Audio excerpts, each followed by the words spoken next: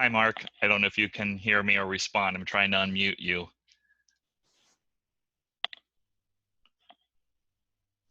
But it might not let me do that.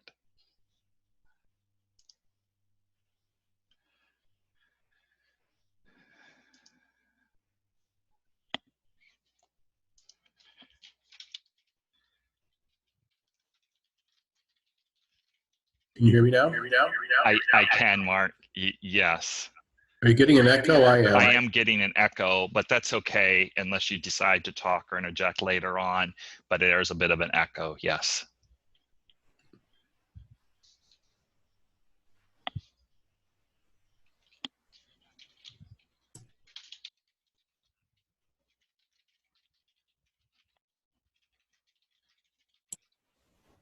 How many people are you expecting? I had about 9 registered this morning, but I did send out that second reminder this afternoon, which I'm thinking you might have picked up on. So maybe I'll pick up a few. You know, Mark, you're on 2 different things. I don't know if you're on 2 different screens maybe, and that could be causing the echoing. I see you on my participants attendees as twice. Okay. Is that better? Nope. No, still can hear you, yeah. Like you're yelling for help, and aren't we all? How's that? Nope. I wonder if I'm able to do anything on my end. Let me see. I'm going to remove this one. Let me just see. Okay, now talk, Mark. That's better enough from your side. Yep, perfect. That was what the problem was. You were just on there twice. So I went ahead and deleted the one, whatever reason.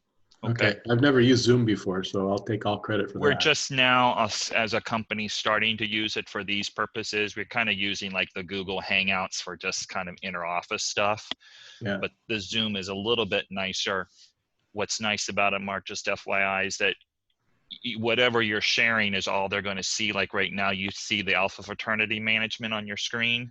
Yep. So you could be working on another computer or working behind the scenes while that is going on. If you need to flip back and forth, they won't see then all your tabs at the top of the computer and things like that. You only share what they can see. Okay. Yeah. You and your family doing well?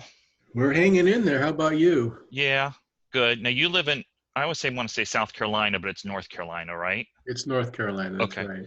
I have another alumnus from a different house up the street from you on Hill, and he lives in South Carolina. So, yeah.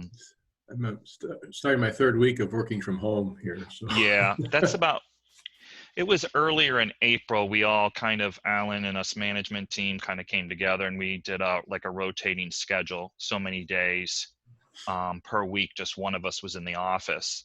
And then when Whitmer, the governor, kind of came down with everything on the 13th or whenever that was, the 15th, can't remember, then we just all, anyone that can work from home, which fortunately is everybody.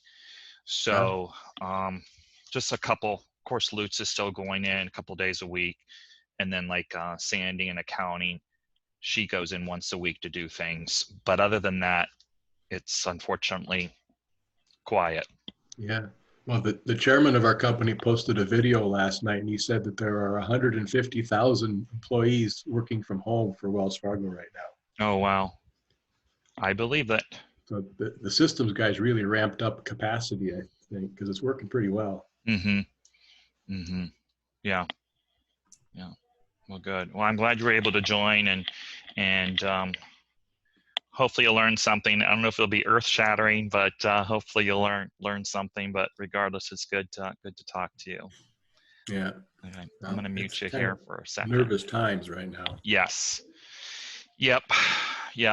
And I think with we just still a lot of unknowns yet, because we're on a stay-at-home until the 13th of April, or 2 weeks from yesterday, the Monday after Easter. But who knows if that will remain or change. Yeah, I can't remember how far out North Carolina went, but the Mecklenburg County schools are closed until May 15th. Yeah, very high metro area. I think that's the thing. Yeah. Okay, what time is it? a few more times. Okay.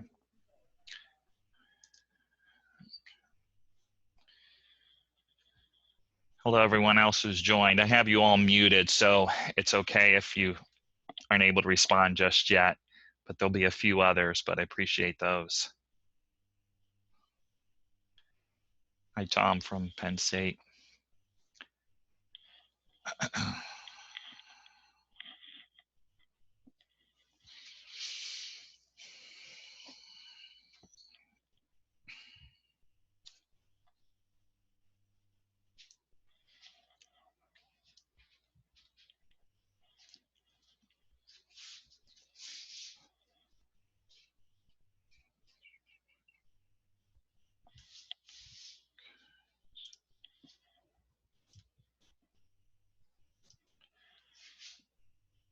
I should have some music playing in the background for you all as you're joining. New to all this.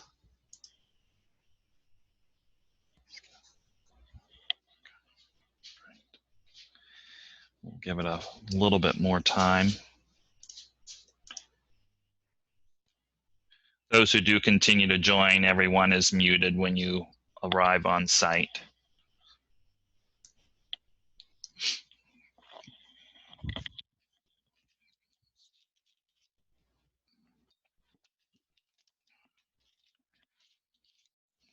It's just Diet Coke, everybody. I like to vamp up the crowd a little bit, and that's what it is, I guarantee.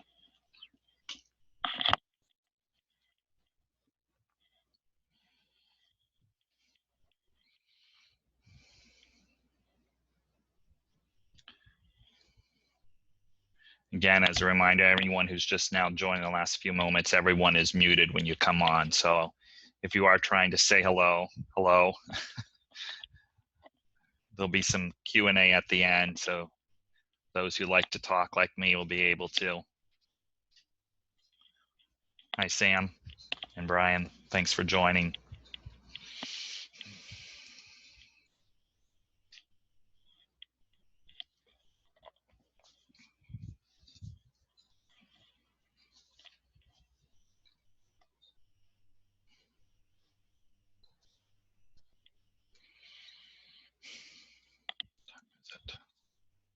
Okay.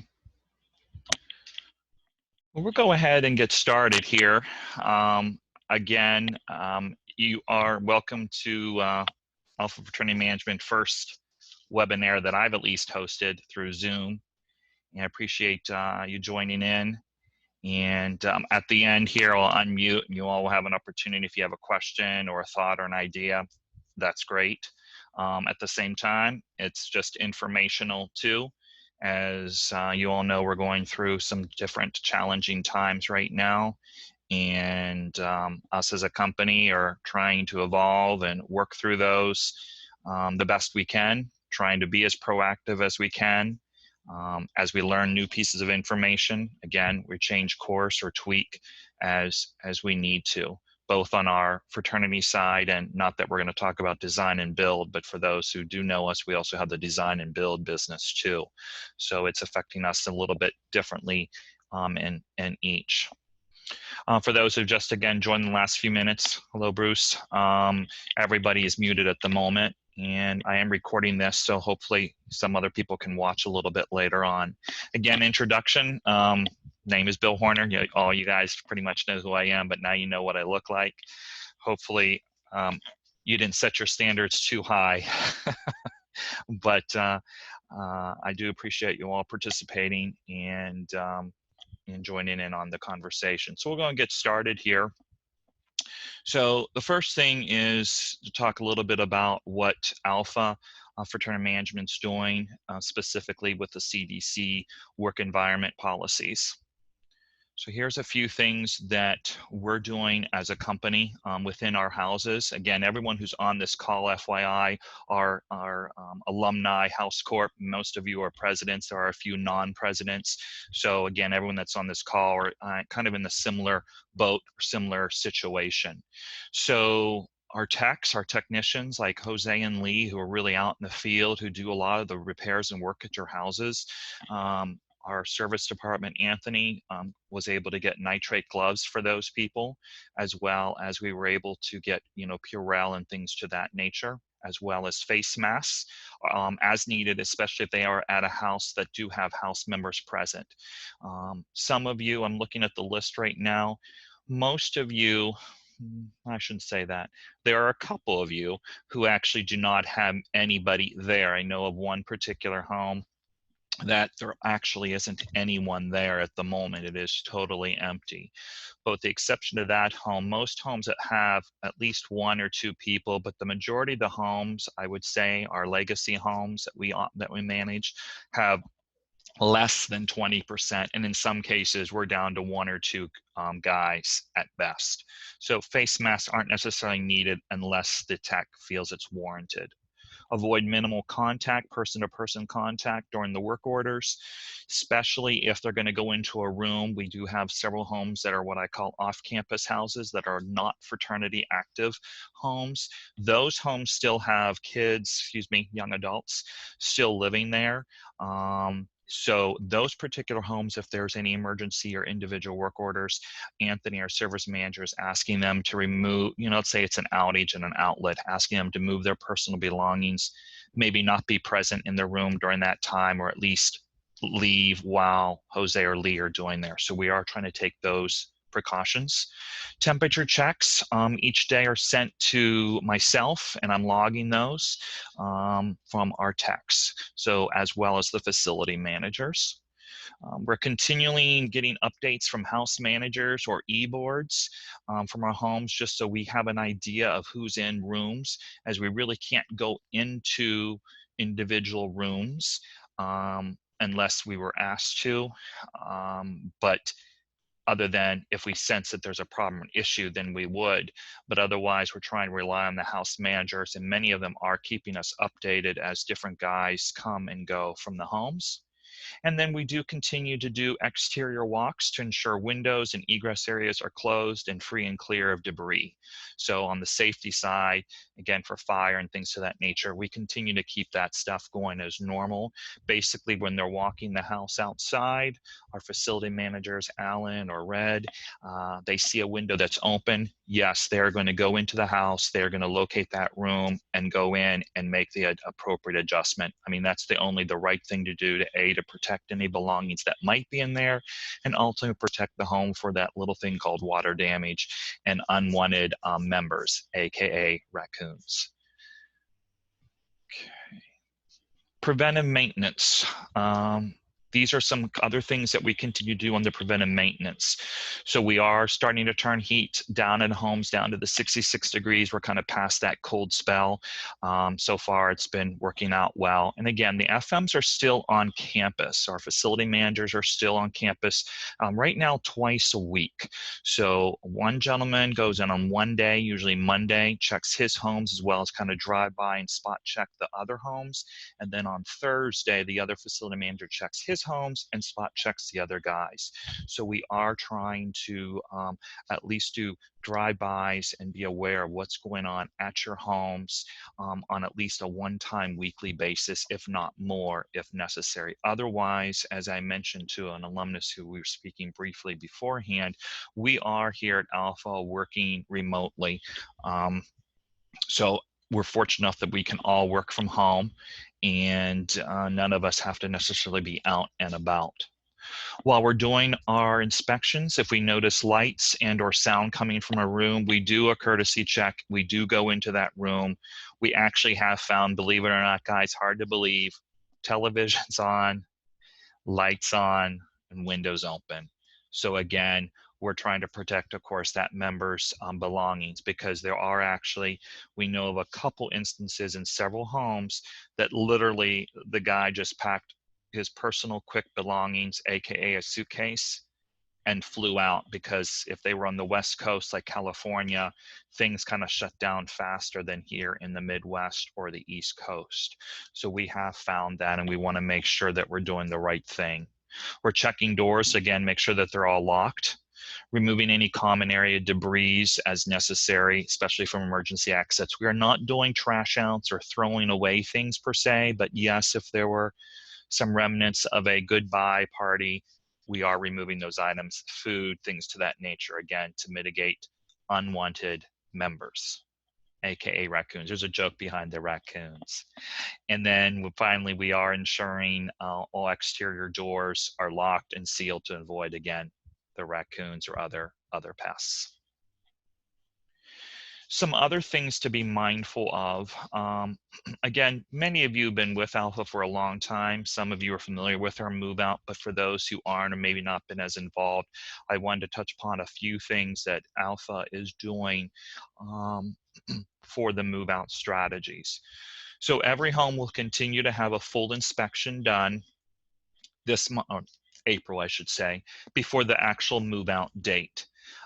This is generally our courtesy inspection. So for example, Alan Briggs would walk in, he would walk the house, just like a normal inspection with the house manager and or e-board, and list any kind of potential issues, common area damages, things to that nature, tenant damages, because that does give the house a chance to fix those items versus being charged at move out. Obviously this year it's going to be a little bit different, but we're still going to do the inspection. That'll still be sent on to the e-boards and alumni, so that way everyone is aware well in advance of what might be happening at move out for your inspections. During move-outs, we are going to try to stagger the dates or at least times of when the guys come in. I have to thank another house for this idea, so thank you, Tom. I told you I was going to steal that, and I really appreciate that. That was a great conversation last night, and something that even though it could be on the downswing until I mean, the social distancing could be ending, but at the same time, we don't know. And I think it's best that we kind of do our due diligence. So again, this will be something new. We're not sure how the logistics will work out. The FMs will work with the house managers. So, and try to plan that. So some homes it'll probably work out great. Others, it might be difficult, but we're at least going to do our best to try to not have 20 guys with 20 mom and dads all at the house at one time, because you all know that the optics of that might not be the best. The big thing here is offering house by house storage changes as needed. So many of you, again, who've been with us for a long time know that storage is always a hot topic with your house members. I think they all don't realize that this is a home that they live in for that period of time, not infinitely. And they like to leave their stuff behind. Well, obviously this year is going to be a little bit unique, and our current course of action, and we're still formulating it, but what we're going to be doing is in the next 10 days, all your homes will be receiving move out communications, a nice long lengthy email about what will happen, just like any other year. There's a nice little checklist, just like any other year. But also in there, there'll be a blurb about storage, and we're leaving that burden on the house member. So if you were a parent, because the parent gets it too, you were a parent and you get this email, you're gonna say, hey, Johnny, what do we need to do about your storage? We need to address this. And it'll be up to them to email their facility manager, say, hey, Alan, I've left ABC 123 behind. Can you let me know what this is going to cost? Can you let me know what I need to do, and kind of make those plans accordingly? So in most cases, it'll be that we'll probably offer up boxing of the items. If it's a lot of personal items, keep them in the center of the room. And or if there were furniture items, similar, kind of put it into the center. There would be a charge just like any other move out, because there's always a charge for trash out, but we wouldn't be trashing it, but yet there's still a cost for maybe the boxes, the labor, the time that's involved in that. But again, that's going to be on an as person or as needed basis, as they need to let us know, unless you, the alumni, say, no, we want you to do it for everyone, which I wouldn't be advocating, only because move in would be very difficult, as well as we might not be able to clean. So we're hoping this will only be for those guys who live far distances and won't be able to come back. Move out inspections in individual rooms will continue to be the same. Once move out happens in May, everyone has different dates. AFM will continue to follow the respective home state laws for move outs and security deposit. Again, most of you know that, at least in the state of Michigan, I can't speak of our home in Pennsylvania, but I think it is 30 days there as well. But regardless, we do follow those rules. So that way, security deposits, if there are any, as well as the move out reports, are sent to them in a timely fashion. And then finally, if you want a different strategy, we ask that you have AFM involved in the discussion, add best practices for a smooth process. Basically, what we're asking is try to avoid any unilateral decision and say, hey guys, we're going to do this. And then we kind of find out after the fact. Not that any of you would do that, but we just ask that you keep us in the loop. We'll certainly work with what your desires are, because you're our client and we want to make sure we follow your wishes in this particular case if you have something specific. Cash flow. And I know I'm covering a lot of information, but here at the end, you can ask some questions or we can deep dive into a few things if need be. So here's a few things that probably some of you gentlemen are definitely interested in. So first and foremost, if you want some more specific information, don't hesitate to contact me and I'll be glad to do a cash flow analysis or go through some finances with you to the best of my ability and kind of talk a little bit about your situation. I know I already have one house later this evening that would like to do that. This might help you with potentially having to offer refunds, credits, or other incentives if this would be needed. Again, I want to preface this that Alpha is not advocating that you go that route, because we are trying to follow the lease. But we also are trying to encourage you, the alumni house corps, to make that decision or to have those talks. Again, I had a talk last night with a home, a very healthy, great conversation. And no, they didn't make any final decisions. I laid out to them kind of what may happen over the next 2 weeks and 30 days. So that way they can start talking about it, and they've already started to get some ideas. Nothing's definitive, but that's really what may need to be done in every one of our homes, as I have responded to quite a few conversations already about rent for April. Because most homes, the gentlemen that are on my call here, the exception of maybe one person, April is your final rent. Most of you pay July, and then you pay rent September through April. Option for some big cash savings is delay summer taxes, as some municipalities do offer that. I know in Ann Arbor, it's like I think it's usually July 31st, but really I think you have till October or November. Otherwise, yes, it does go to Washington County for collections, but we do have a window there that if we need to hold off on paying a $17,000 tax bill, we can do that, and it's not going to hurt anything, as you do have that additional window of time. Talk to your lenders about maybe loan deferment. I'm not a financial guy, guys, so some of you might know that better than me, but it is something to think about. I'm sure many of you have already received communications from different loan people that you have. I know I have. I haven't had to utilize it yet, thank goodness, because I'm fortunate with my job, but I know things could change at any time. Also, maybe accessing a line of credit for emergencies. Maybe you have one and you just haven't used it in years. So again, this is something that you may want to look at potentially doing. Some additional things regarding really some rent, maybe offer early payment incentives for 2020 live-in members. Again, it's a way to maybe bring some cash in July. I'm not saying for them to pay now, but with their first payment in July.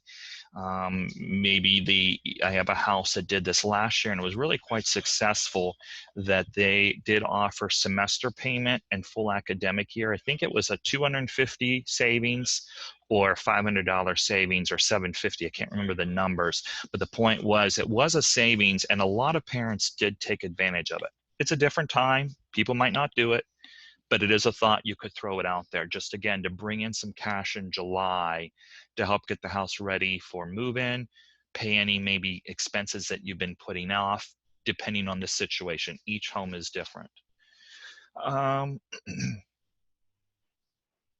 We've also tried to work with a few vendors like Cintas, which is rugs. It's not a big savings, but it's a little bit. We've turned that service off. We're going to look at CFC, which is the wash machines, insect services, possibly going to a quarterly, maybe not monthly, limit lawn service or try to push it off as far as we can, or at least go maybe every 3 weeks versus 2 weeks, just different options. It's not big savings. I get it. And we're not trying to make the homes not look nice, but we're just trying to be smart and to try to keep a little bit of cash the best we can. They're also connecting with me, our FMs are connecting with the internet providers to see if there's nothing that we can really probably cancel, of course, but maybe we can defer 1 or 2 payments. Maybe we can pay that later this fall or spread it out over 2 or 3 months. You know, in some homes, gentlemen, that expense is anywhere from $200 to $400 depending on the type of internet service the home has. So it can be a $400 or $800 savings that could possibly help in some cases. Now we get to some real serious things. Payment options for live-in members. This is something for you to consider and talk about.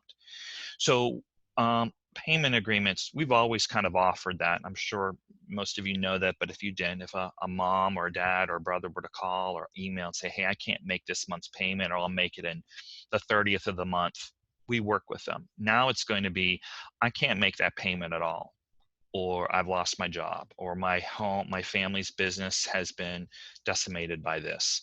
So we don't want to certainly be inconsiderate, but we also need to be fiscally responsible. And the first round will be to offer them payment agreements of 30, 60, or 90-day deferment. We'll do other options if they come up with a suggestion, but that's kind of the most common one. In my mind, how this might work is a parent might say, you know, I can't make that payment. What can I do? Or I can't believe I'm being charged, but it is what it is. So then we might say, hey, we do offer a payment option. What might work best? They might say, you know, I can pay 30 days from now or 60 days from now. Well, then we'll write that up accordingly. Or maybe they want to pay over 90 days for this last month's rent. We'll work with them on that. So we have that in place, and that's going to be going full throttle here on April 1st as those emails do start to arise. As I've already received, I'd say around a dozen emails in various formations. This is something that you'll need to consider as normally AFM does go the collection round under normal circumstances, usually in June, July, once everything clears out with security deposits. Most homes have very little to none, but there are. This year going to be a lot different. I'm preparing for the worst, hoping for the best. Sorry, but I think that's all we're all kind of living on right now. But obviously, when it's this type of dollar amount, does the alumni want us to pursue collections? Are we going to go some other routes? Are you going to forgo? So those are some things you're going to have to consider. Again, we'll continue to go the payment routes with those people who don't reach out to us. We'll then eventually offer those to them as well. We are not doing a blanket payment agreement to everybody. Only as they respond to us are we going to offer that. So there are a percentage, it might be small, but there are a percentage of people who will pay. But there's a percentage who won't. But again, we're not doing blanket. We're only working that route as they ask for it. So if you have any issues with this, feel free to let me know offline, and I'll be glad to follow whatever direction you would like us to go. If you are not happy with this situation or you have another suggestion, I'm all ears. Almost done, guys. So alumni, additional things to consider. So, and it's kind of to that next level after maybe payment options are given. What about what are you going to offer refunds or credits? You know, AFM is advising to stay the course following the lease. However, this is going to affect your AR, and ultimately, you know, we want that decision to be done by you, the alumni. Yes, you all have expenses. I've heard a lot of different great ideas that I've utilized in my emails to the best of my ability, but I try to be the middle road, and I don't want to be disrespectful towards our members and parents, as we are trying to be mindful and respectful of your needs as well. A couple ideas that I got again from another home last night is maybe offering credits for those live-in members returning in 2020 versus giving a cash refund. For example, I'm looking at this list here of people that are on the call. There's a couple gentlemen at one particular home they have 10 guys that are currently living in the home that are going to live in the home this fall. Possibly they might offer a credit to those guys that they can use towards the rent, parlor fees, things to that nature. It's just not, they haven't considered it. I mean, they haven't done anything, but that's something to consider. That's better than giving out cash because you're reserving that cash.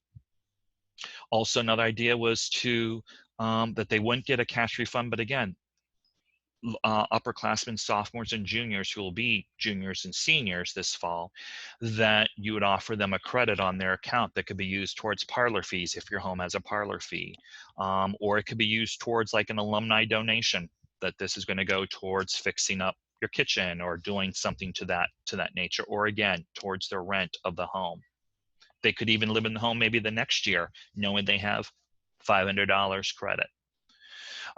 You could do another thing that I've had at least 2 emails, maybe 3 emails from prospects who are signing this fall, is they want to know if there's going to be any kind of amendment or addendum about if classes are canceled again this fall and everything's online, what are you going to do about rent? So right now our leases don't have anything in there about pandemics. Yes, I think there's some acts of God, like if a tree falls on a house or you have to relocate the kids to a hotel for 4 weeks. That's one thing, but this is a little bit different. If no payment plan, then possibly collections after the move-out security deposit cannot cover the debt. So remember, you all have security deposits, but every home's a little different, you know. And plus you factor in damages. So one home I know of has very little tenant damages. So their security deposit would just about cover a rent payment. They would be good to go. But in another home that I know of, their security deposit, unfortunately, would just about cover tenant damages, and there's no money left for the rent. So different scenarios in different homes, but obviously security deposits will be used in the cases where parents haven't reached out to us, we've had no contact, and this is what we have to go to first and then go from there. It's going to be a slow process and an ongoing effort, probably for a good 60 to 90 days. We're going to be looking into like June and July, and we're still going to be working on this. Alan and I firmly believe that, just because of the unique challenges.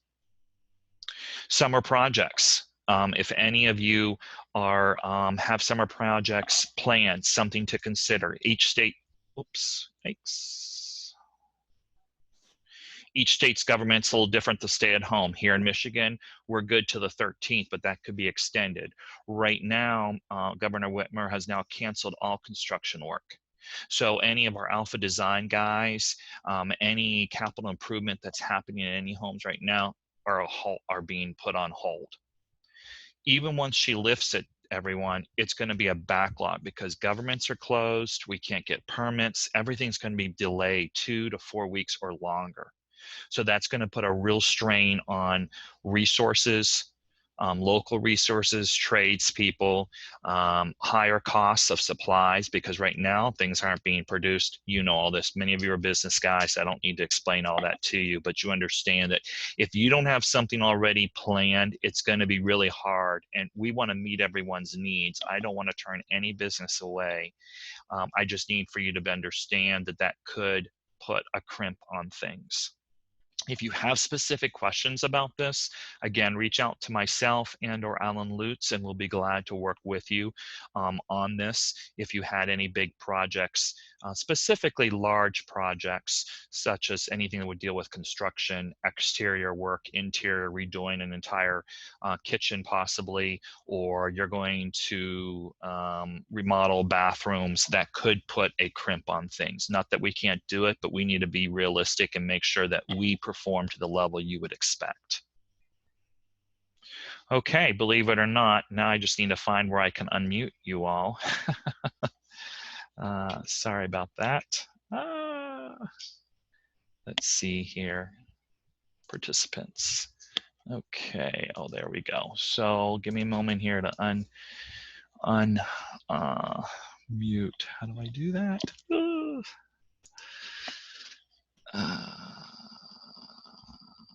Unmute.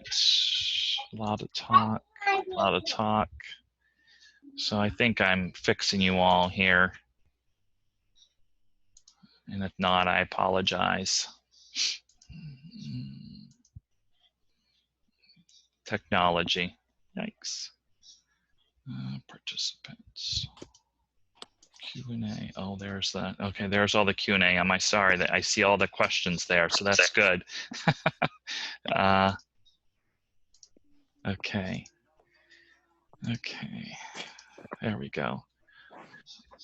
I think I have you all set that you can maybe interject if you want to. I'll start going through the questions here, and I apologize if I have had some technical issues. This is, there we go. So go through, we'll start out here at the top from Bruce. Turning temperatures down only on empty houses or all our houses. You realize at some point we're going to have to explain the reference, right? Yes, Bruce. That's good. Bruce, you can talk to your fellow fraternity brother, aka Alan Lutz, on that one, okay? But yes, we're turning down all the heat in all the houses, not just 1928s. So yeah, I know it's not a big savings, but it's just the right thing to be doing right now. So yeah, that goes to everyone. Another one, can the members practically box everything up? Not, yes, they can certainly go into the home. So basically, Bruce, they can go in, the brothers can go into the home at any time, because really no one is locked out of their home. You know, even though they're not there physically. And I think there's only 1-2 homes that we've changed the door locks, but all the house members are aware of that. So all they have to do is, in the one home, it's an alumni who lives nearby, and he is gracious enough to kind of help coordinate that. But in the other homes here, Alan Briggs and Red will help participate. So like in the case of your home, Bruce, you know, Red would be able to coordinate that with the home. But absolutely, that would be the ideal situation for them to come back. And in some cases, kids have said that to us. So that would happen. Can they purchase boxes of AFM to fill and move to the center of the room and not have storage space? Asking questions that I'm sure. Yeah, I think that's a good question. He's asking, can they purchase boxes from Alpha to fill and move to the center of the room and not have storage fees? I think that's a really good question that I have my FMs on the phone right now. So they're going to take note of that.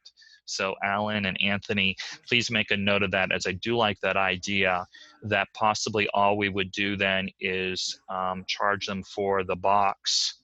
And there really isn't going to be a storage fee. Really what the fee would be the labor of someone coming in there and boxing that stuff up. We're still working through possible costs here on this. We're not trying to gouge anyone. We're not trying to be crazy about it. In the past, this is generality here, a typical trash out, let's say we go into a room and Anthony sees there's X amount of trash. He kind of analyzes how many items are there. And if, let's say, there's 4 bags worth of trash, that might be 2 pieces of furniture and 2 just black bags of garbage. I want to say that's usually $25 to $30 per bag. So it's $100 trash out. It'll be something similar to that as well. So we're trying to keep the costs minimal. And all they need to do is email us. Do you recommend that we only offer to defer payments to those who were current when UVM shut down? Defer payments to those who were current. Yes. So I think that's a really good point, because every home's different. And obviously we want to try to collect as much money as we can from even the guys who did owe us before. But I think that's a good point that I and member services that I'm going to make a note of, that I need to be aware of, that they need to be already current. Otherwise, things like maybe late fees and so forth may not be, quote, waived. You know, we want to be fair and consistent with that. You know, someone who's made a great effort, perfect. You know, not that it's about the late fees or anything, but as you all know, there's just consequences on that. Okay. Mute one at a time. That's a good point, Anthony. I unmuted everyone. when they raise their hand. Brian, has the university done any housing rebates? Last I checked, they had. Yes, Brian, they have. To the best of our knowledge, U of M is offering a $1,200 housing rebate or credit. I don't know the specifics. I'm assuming that if you're living in the housing again next year, it's going to be applied to that. I'm not sure what's happening if you don't live in the housing. So if someone has answer to that, great. Otherwise, we'll find that out. Anthony and Alan will find out that answer. But they are giving a $1,200 credit. I think that's both for room and board. Room and board and food, excuse me. So that's what they're doing. And again, at the moment, no, none of our houses have offered anything at this juncture. So I've had only one house that really two houses that have talked to me about possible credits, but nothing definitive at this point. So any other thoughts? I did go over a lot of stuff, and feel free to interject, or if you have any other suggestions or thoughts, I'm welcome to hear them. Can you hear me, Bill? I can. Yes. Brian Heil. Yes. Hi, Brian. How about other off-campus housing as far as rebates or refunds? Again, Brian, to our knowledge, we have not heard, Alan Lutz has not heard anything, and his ears to that pretty well. And I have not heard anything. I can't imagine, and it's probably worth my effort to check around a little bit on some of the big, I can't speak for smaller places, but like the Landmark companies, some of those downtown towers. Hard to believe they would offer too much. If it were my guess, they're going to do a lot of payment plans or maybe possible credits, but at this point, nothing blanket, and I haven't seen anything in the news in terms of that. The only thing I've seen in the news, unfortunately, that's catching some steam is a rent strike. Some of you may have heard of this, where some of the larger metro areas that basically people who rent an apartment and so forth are banding together and are going to not pay, as well as some cities, from my understanding, as well as governments, are looking into non-evictions and things to that payment, that measure, even possibly deferring or wiping rent off during this period of time. Again, I haven't heard anything locally on that, but it's something I'd read an article the last day or so about those things. But I will find out a little bit more about other off-campus housing rebates. This is Bruce. Hi, Bruce. I am 99% sure that the Michigan Supreme Court issued an order maybe a week ago suspending all evictions. Okay. So something to keep an eye out for. And if I can find a copy of that order, I'll send it to you. Yeah, send it to Alan too, please. Yes. And our plan, of course, again, is we don't even take any evictions very lightly, even under the normal circumstances. But that would be, of course, a very, very last. And furthermore, we're at the end of the school year. So really, in terms of evictions, not. I'd be curious to know if that means, Bruce, collections though too, for non-payment. Say we don't go the eviction route, but the collection. No, I don't think it does. I think that the problem with that is that most of the courts have, the state of Michigan has adopted a rule that says that the deadline for filing any lawsuit or for answering any lawsuit that is filed has been suspended for the duration of the stay safe, stay home order. So if you tried to sue somebody right now, they would not have to file an answer to the complaint, and therefore you couldn't take any further action. You couldn't get a default against them. You couldn't get a default judgment against them until after the stay-at-home order is lifted. I don't know how long that's going to continue, or whether it'll be extended, but there's a stay in place right now. Okay. I did just receive a response from one of the attendees here. So like a large residential renter here, or company here in Ann Arbor, McKinley, which is the largest residential landlord management company in city of Ann Arbor. They are not offering any credit for anyone, like any rent credit or rent rebates at this point. Late fees would still apply. I know I worked for McKinley for a couple of years, and late fees would only be waived on a case-by-case basis.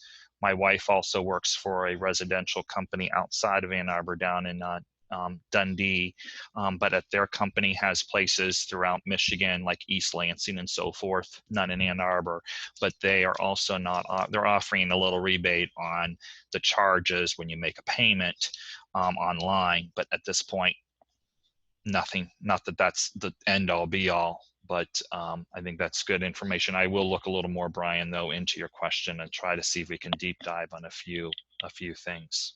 Okay. Yeah, and great, Bruce. I did see this. Someone else just text forward me that information about that about the stopping the evictions.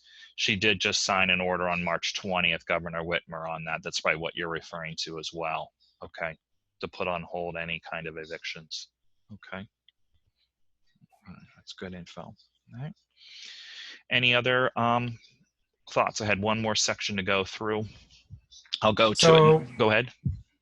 Hey guys, this is Alan Briggs, one of the facility managers, if you don't know me. Hi, Alan.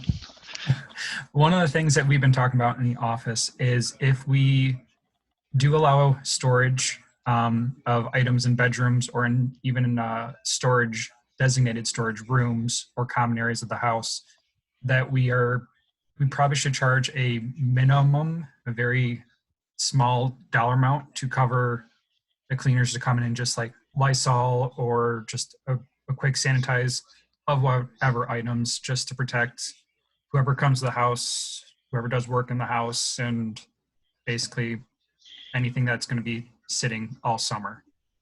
You just don't want those germs hanging out for an extended period of time. So like Bill said, it is something that we are constantly talking about and trying to change and accommodate, as each house has different expectations of storage and so on. So we are always open to additional input and suggestions.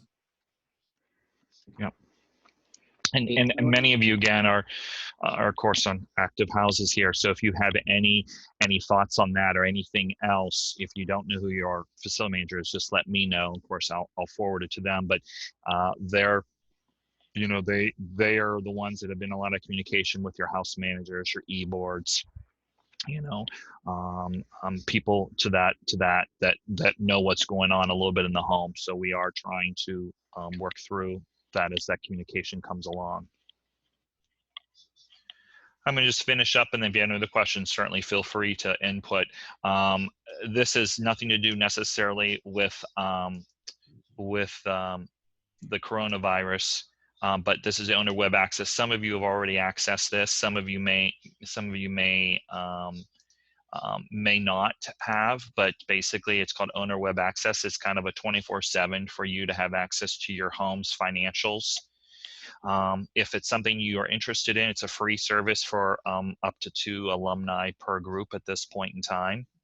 But it does give you the 24/7 access to various items, and I'll show you here in a moment what it does. It's great for you guys to know what's going on financially, work orders, invoices, bills. You can actually see bills, your DTE bill, things to that knowledge is uploaded in digital. And you get like a screen similar to what you see right now.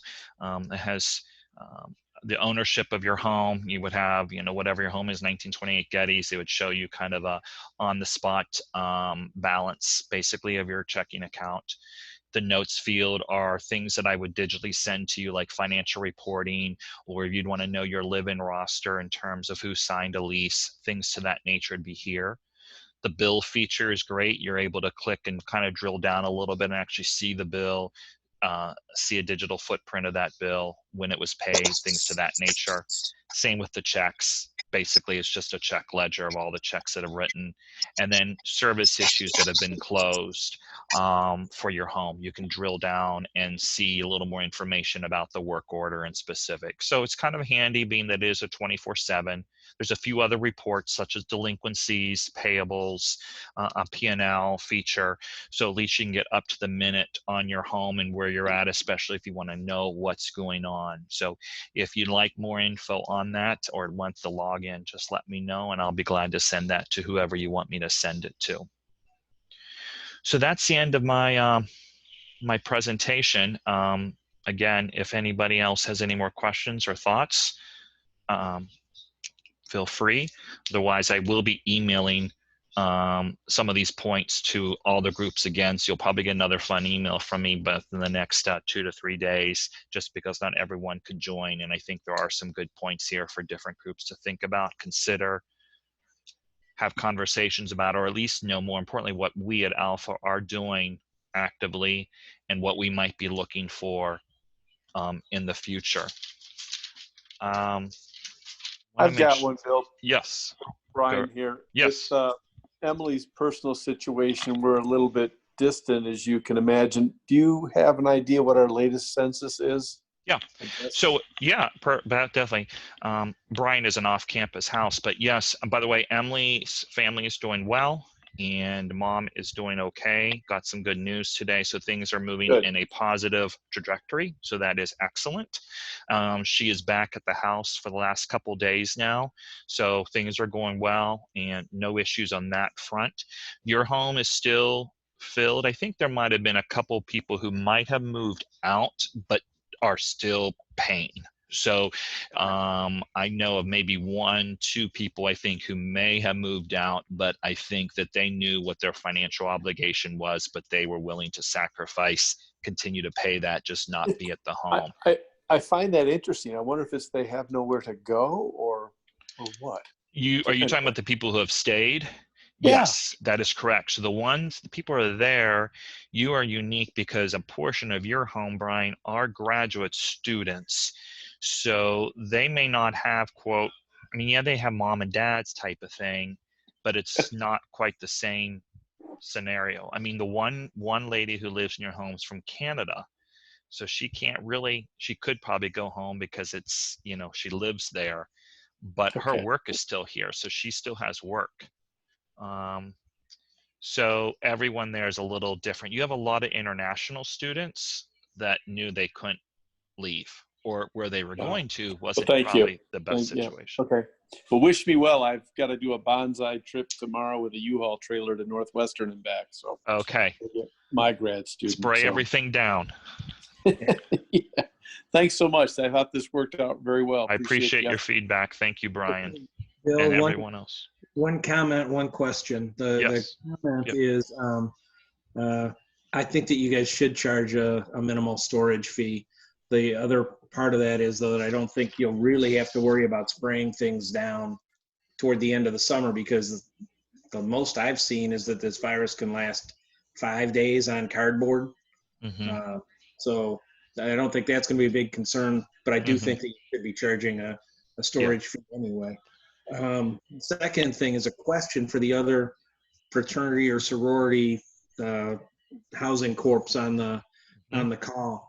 What are you guys doing about the study abroad programs that a lot of these kids have signed up for, but from everything that I'm hearing, those things are basically going to be dead in the water. So, you know, we've offered 1 semester leases, but now we're updating our lease to provide that if for any reason the kid does not go on the study abroad program, they're locked in to stay the rest of the year in the house. Are you guys doing something similar, or what? I think on a similar basis, what if things are different in the fall even, and the university does something where it says, you know, you don't have to come back, but you could remain enrolled, and we're going to offer you X or Y. What do we all do? Do we offer X or Y? Because most of us have signed leases for next year. So that's the big question mark in my mind.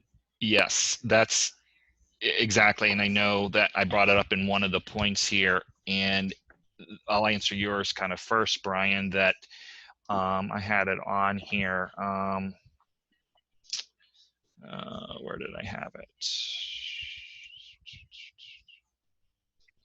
It was the prior slide you just had there. I saw it. Thank you. Considering adding, there we go. Thank you. So number 4 there, consider adding or amending. So right now our leases don't have anything, but we can certainly add that, or in most cases, a lot have been signed. We would send it out as another addendum to give them that assurance, say, hey, this is what the alumni would do for you.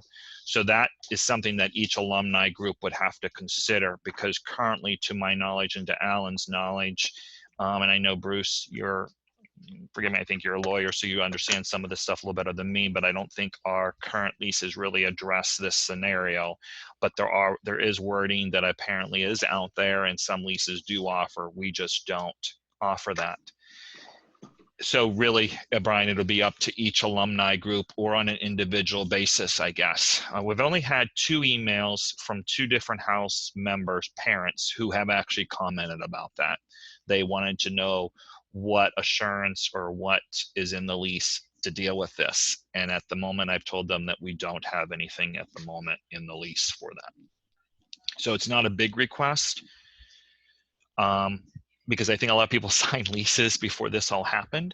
So it's just these stragglers that I think we might hear a little bit more about that. But it could come up absolutely in July if the university or any school for that matter makes that decision.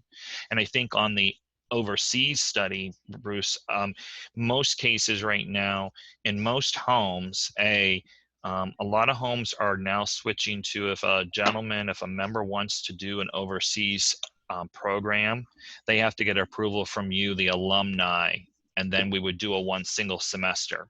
Obviously, if they've only signed a single semester, let's say fall only, because they were going to be in, England for the winter semester of 2021, I'm sure that none of the houses will say no. They'll be glad to have them come back into the home and stay the rest of the year, and we would just amend the lease to equal out to a full year lease and not pay any, obviously any additional monies. I don't know if that answers your question, but that's how we've handled it already, because we've had that happen from time to time. We actually had 1 kid come back this semester. He was in Spain, and he moved back into his home here in the middle of March. Not sure why, but he did. The way that we're doing it is, normally if somebody wants, most of these kids take the fall semester as the winter term. So they want to stay there in the fall and then leave in the winter. So what we're doing is amending the lease to say that, they have to pay a premium for a 1 semester Right. lease. Yes. But if they don't go abroad, they have to live in the house and they're obligated to pay rent for the winter term. Right. Most of the homes do have the premium, like that you've started here at your home this year. I think we might have had a little bit, but most homes have upped that premium this year, because I kind of been a proponent of that and really have pushed to have a premium on a single semester lease. As fact of life, I guess many programs are now pushing that. And in some homes, I know 1 home this fall are going to have something like 6 guys. Actually, this current year, we had a home with 7 guys who left to go overseas. And then this fall, the entire house is being filled, if you're ready for this, 16 members of 1 fraternity are going to live in their house, and they're all single semester leases. Oh. Now, they worked a deal out. Again, it was kind of the whole group was going overseas, so all 16 members were going to be 1 semester, and they worked out a deal with alumni that it was a certain dollar amount, and they are all paying a very, very high premium rental rate, because the alumni house were like, no, this isn't how it works, gentlemen. If you want this, then we're going to have to charge you for a whole year, because none of the guys were going to be there in the winter of 2021. So it is not uncommon to charge a premium, and most families and parents realize that, because you can't find apartments for just 4 months. I don't rent any rooms for just, typically for 4 months. Yeah. Okay. So are there any final questions? we're seeing the same data on the virus not lasting on surfaces, but we want to avoid any writing accusations. Sure. I think that what we're saying is that when we do the initial storage, we would do a spray down, but I don't think that we'll probably go in there on a daily basis and have a Lysol guy, like a water boy, a Lysol guy that will go around and spraying. So I think a lot remains to be seen on what'll happen by that point. You're right. I'm hoping it's all over by then. And of course, any furniture that's left behind. We continue to go into the homes and do cleaning, by the way, gentlemen. There are some homes that we are going to cut back from 2 times to 1 time if the house is empty. And in some cases where we know everyone is gone, we may go to every other week, but the moment we hear people are back, we will go back to cleaning. So again, we're trying to be smart about your money in that respect too. But if there's anyone living there, we continue to do the cleaning until the end. Great. Okay, great. Well, I appreciate the feedback. Thank you, Bruce. And if you have any additional questions or any offline, you know where to reach me. And feel free to tell Alan what a great job I did so I get a nice raise maybe in 2022. And we'll call it even then. And you can ask him about the raccoon story then. But thanks, guys, for your time. And you all stay safe and hope to talk to you soon. Thank you. Bill. Thank you. Thanks. Thanks. Thanks, Bill. Thanks for your feedback.